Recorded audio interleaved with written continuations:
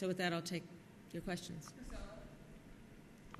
Madam Vice President, how did Qatar describe the state of hostage negotiations during your call today, and did they provide any reassurance of a truce in the next few days for the release of additional hostages?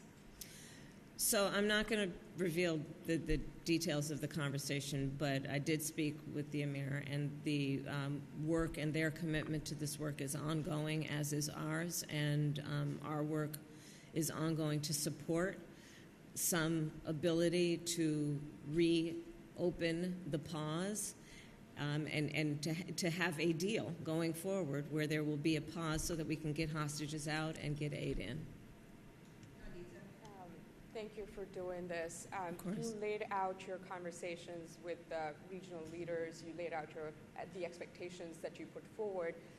What specifically, in terms of commitments, were you able to get from them when it comes to post-conflict planning for Gaza? Well, let me just say that the conversations that we had were very productive. And there is, I believe, a mutual desire to figure out how we are going to approach and think about the day after in a way that brings stability and peace to this region and reinforces, as I said earlier, Israel's security, the sense of security and safety for both the Palestinians and Israelis, doing what is necessary to ensure there are equal measures of prosperity and freedom and security for the Palestinian people and for Israel.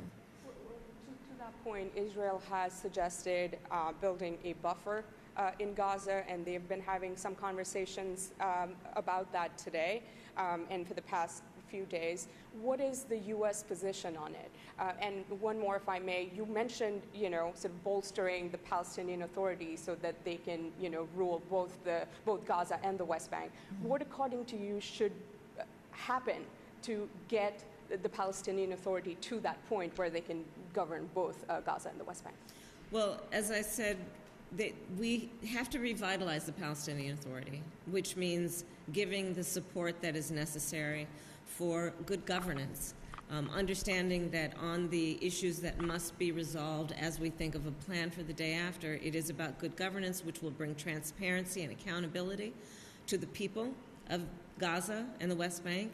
It's also about what we need to do to recognize there must be some plan for security for the region, and I suspect as a plan develops, it will take into account interim and then longer term. And finally, what we must do in terms of rebuilding Gaza and a commitment to that. Any thoughts on the buffer zone? The buffer zone, you didn't answer her question on that. What is the question exactly?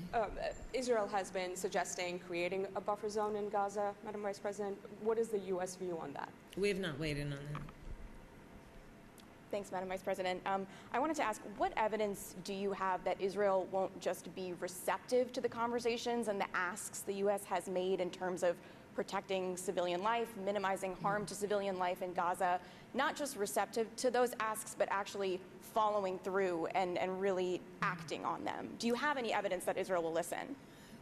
I do believe that they have listened, and I can assure you from the beginning, the President has been very direct and clear about our perspective, for example, that humanitarian laws, the rules of war, must be followed, which includes what must happen in terms of giving humanitarian aid, no intentional targeting of civilians.